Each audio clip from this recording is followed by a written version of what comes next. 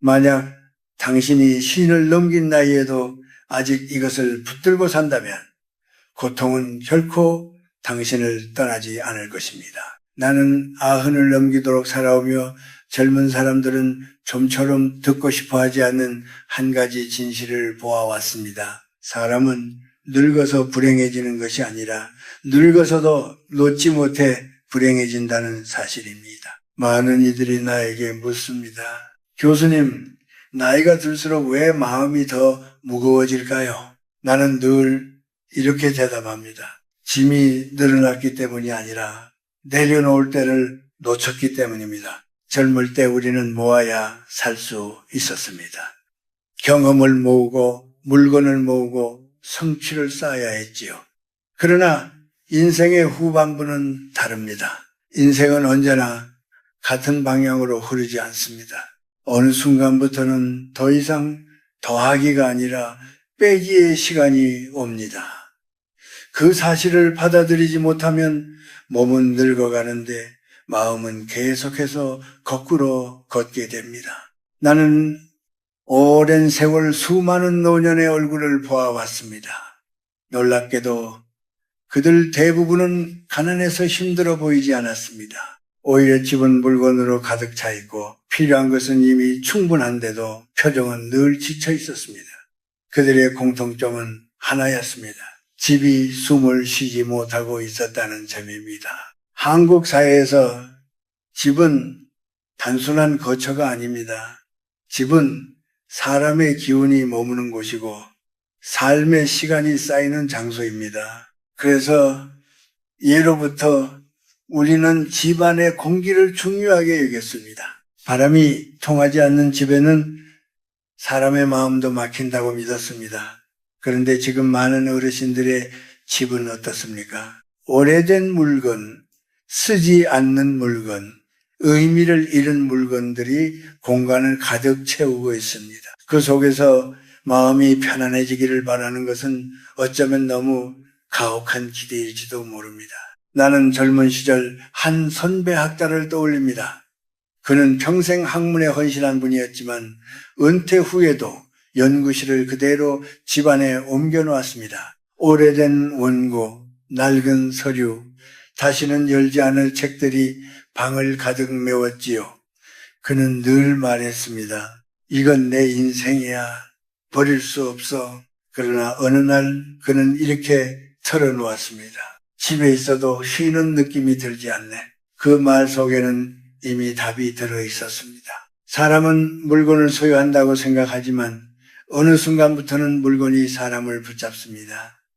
특히 나이가 들수록 그렇습니다. 몸은 약해지는데 마음은 과거에 더 매달리게 됩니다. 그 과거를 상징하는 것이 바로 집안의 물건들입니다. 그래서 노년의 집 정리는 단순한 청소가 아닙니다. 그것은 삶의 방향을 현재로 되돌리는 일입니다. 많은 분들이 말합니다. 이건 언젠가 쓸지도 몰라. 이건 아까워서 못 버리겠어. 하지만 나는 조심스럽게 묻고 싶습니다. 그 물건이 지금 당신의 삶을 조금이라도 따뜻하게 만들고 있습니까? 만약 대답이 망설여진다면 이미 그 물건은 제 역할을 다한 것입니다. 동양에서는 오래전부터 흐름을 중시했습니다. 물이 고이면 썩고 바람이 막히면 병이 생긴다고 했습니다. 집도 마찬가지입니다. 쓰지 않는 물건이 쌓이면 기운이 멈추고 기운이 멈추면 마음도 정체됩니다. 그러면 사람은 이유 없이 피곤해지고 괜히 서운해지고 작은 말에도 상처를 받게 됩니다. 이것은 성격의 문제가 아니라 환경의 문제입니다. 은퇴 이후의 삶은 새로운 시작이어야 합니다. 그러나 새로운 것은 오래된 것이 자리를 비워주지 않으면 들어올 수 없습니다. 많은 분들이 이 나이에 무슨 새로움이 있겠느냐고 말하지만 나는 다르게 생각합니다. 나이가 들수록 삶은 더 단순해져야 하고 그 단순함 속에서 비로소 평온이 시작됩니다. 오늘 이 이야기를 하는 이유는 단 하나입니다. 앞으로 당신의 집에서 반드시 내려놓아야 할 것들이 무엇인지 천천히 함께 생각해 보고 싶어서입니다. 그것은 물건의 문제가 아니라 남은 삶의 무게를 덜어내는 문제이기 때문입니다. 이제부터 나는 은퇴 이후 절대로 집안에 오래 붙잡아 두어서는 안 되는 것들에 대해 하나씩 이야기해 보려 합니다. 이것은 누군가를 가르치기 위한 말이 아닙니다. 오래 살아본 한 사람의 솔직한 고백입니다. 이제부터 나는 은퇴 이후에 집안에서 반드시 다시 바라보아야 할 4가지 물건에 대해 이야기하려 합니다. 이것들은 겉으로 보면 죄가 없습니다. 오히려 한때는 당신의 삶을 지탱해 주던 것들일지도 모릅니다. 그러나 시간이 바뀌면 역할도 바뀝니다. 역할을 마친 것을 계속 붙들고 있으면 그것은 더 이상 도움이 아니라 짐이 됩니다. 첫 번째는 과거의 영광을 증명하는 물건들입니다. 상장, 훈장, 직함이 적힌 명패, 젊은 시절의 사진들입니다. 이런 것들은 한때 당신이 얼마나 성실하게 살아왔는지를 말해줍니다. 그래서 사람들은 쉽게 말합니다. 이건 내 인생이야. 그 말은 틀리지 않습니다. 그러나 문제는 그 인생이 이미 지나갔다는 사실입니다. 나는 많은 어르신들의 집에서 비슷한 풍경을 보았습니다. 거실 한쪽 벽을 가득 채운 상장과 액자들, 손님이 오면 그 앞에서 이야기가 시작됩니다. 내가 말이야, 그때는 그 이야기를 하는 동안 눈빛은 과거로 향해 있습니다. 현재의 삶은 잠시 멈춥니다. 영광은 기억 속에 있을 때 가장 아름답습니다.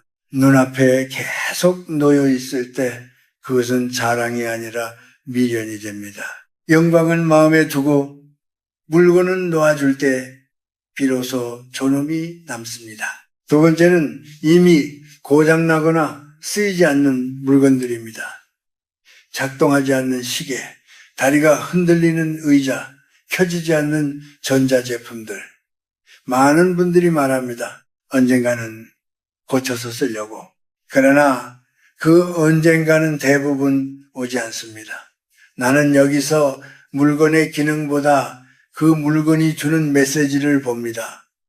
멈춘 물건은 매일같이 이렇게 말합니다. 지금은 멈춰있다. 그 말을 듣고 살면 사람의 마음도 서서히 멈춥니다. 동양에서는 움직임을 생명으로 봅니다. 흐르는 것이 살고 멈춘 것은 쇠한다고 여겼습니다. 집안에 멈춘 물건이 많아질수록 삶도 조용히 정체됩니다. 괜히 몸이 무겁고 이유 없이 기운이 없고 작은 일에도 짜증이 나는 이유가 여기에 있습니다. 이것은 노화의 탓이 아니라 멈춘 것들과 함께 살고 있기 때문입니다. 세 번째는 상처와 원망이 깃든 물건들입니다. 오래된 편지, 다시는 연락하지 않는 사람의 사진 꺼내볼 때마다 마음이 불편해지는 물건들입니다. 사람들은 이런 것들을 기억이라고 부르지만 사실은 기억이 아니라 상처의 반복입니다. 나이가 들수록 사람은 추억을 자주 꺼내봅니다. 그러나 모든 추억이 약이 되는 것은 아닙니다. 어떤 기억은 꺼낼수록 마음을 다시 다치게 합니다. 나는 늘 말합니다. 용서는 상대를 위한 것이 아닙니다. 용서는 남은 삶을 위한 선택입니다. 집안에 그런 물건을 두고 산다는 것은 매일 아침 스스로에게 상처를 건네는 일과 다르지 않습니다. 과거의 아픔을 잊지 못해서가 아니라 잊지 않으려고 애쓰는 삶은 너무 고단합니다. 네 번째는 과도하게 쌓아둔 미래 대비용 물건들입니다. 필요 이상으로 모아둔 약, 식료품, 쓸모없는 동전들, 끝없이 쌓아두는 비상용 물건들입니다. 그 속에는 한 가지 감정이 숨어 있습니다. 불안입니다. 혹시 아플까봐, 혹시 혼자가 될까봐, 혹시 부족해질까봐. 그러나 나는 오랜 세월을 살며 깨달았습니다. 많이 쌓아둔다고 불안이 사라지지는 않습니다. 오히려 집안이 가득 찰수록 마음은 더 조급해집니다. 준비는 필요하지만 집착은 필요하지 않습니다. 삶은 모든 경우를 대비하라고 우리에게 요구하지 않습니다. 다만 어떤 상황에서도 흔들리지 않을 마음의 여백을 요구할 뿐입니다. 이 네 가지 물건의 공통점은 하나입니다. 모두 과거와 미래에 묶여 있다는 점입니다. 그러나 삶은 언제나 현재에서만 숨을 쉽니다. 은퇴 이후의 집은 더 이상 증명하는 공간이 아니라 쉬어도 되는 공간이어야 합니다. 이제 우리는 모으는 삶을 마치고 비워내는 삶으로 넘어가야 합니다.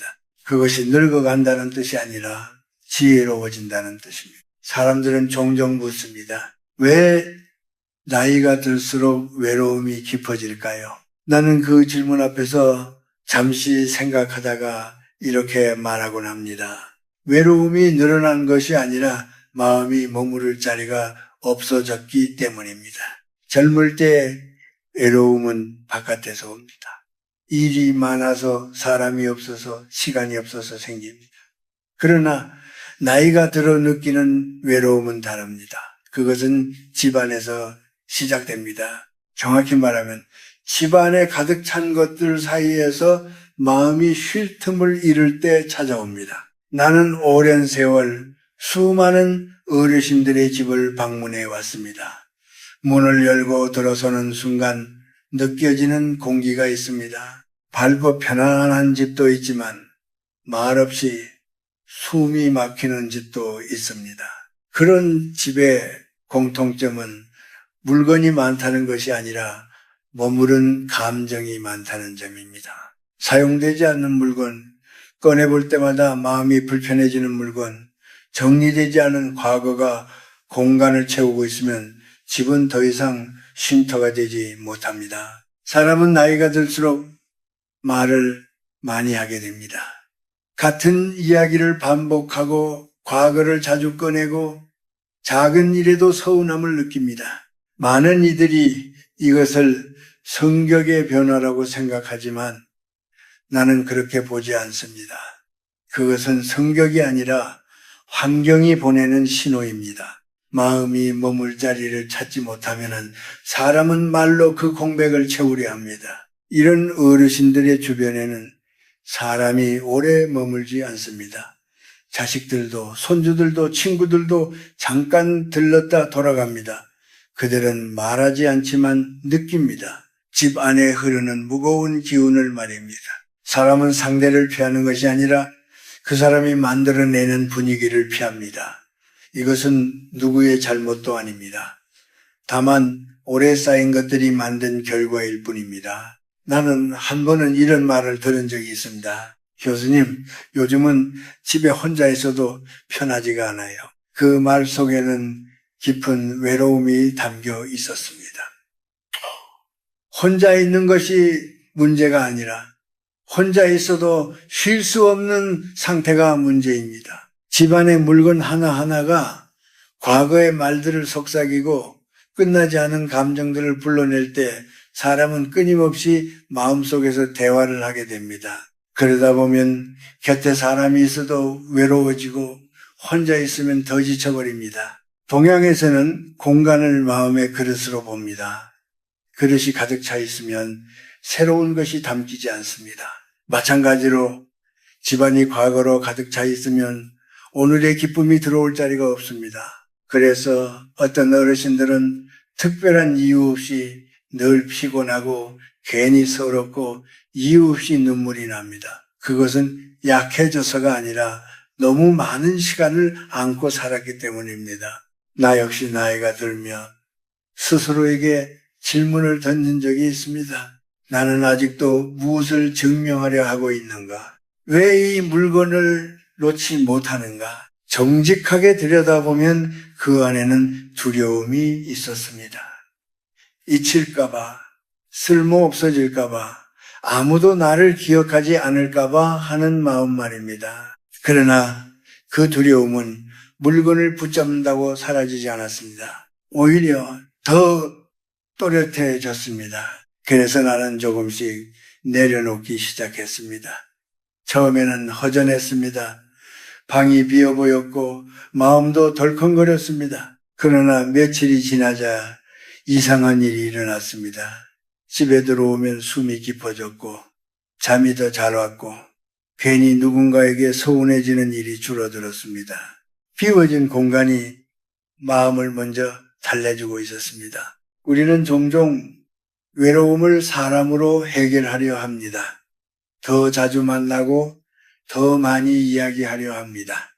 그러나 어떤 외로움은 사람으로 채워지지 않습니다. 그것은 먼저 공간을 가볍게 하는 일에서 풀립니다. 집이 조용해지면 마음도 조용해집니다. 마음이 조용해지면 혼자 있는 시간도 외롭지 않게 됩니다. 나이가 들수록 필요한 것은 더 많은 자극이 아니라 더 많은 여백입니다. 여백이 있어야 사람도 머물고 기쁨도 머물고 평온도 들어옵니다. 외로움은 피해야 할 적이 아니라 삶이 우리에게 보내는 신호입니다.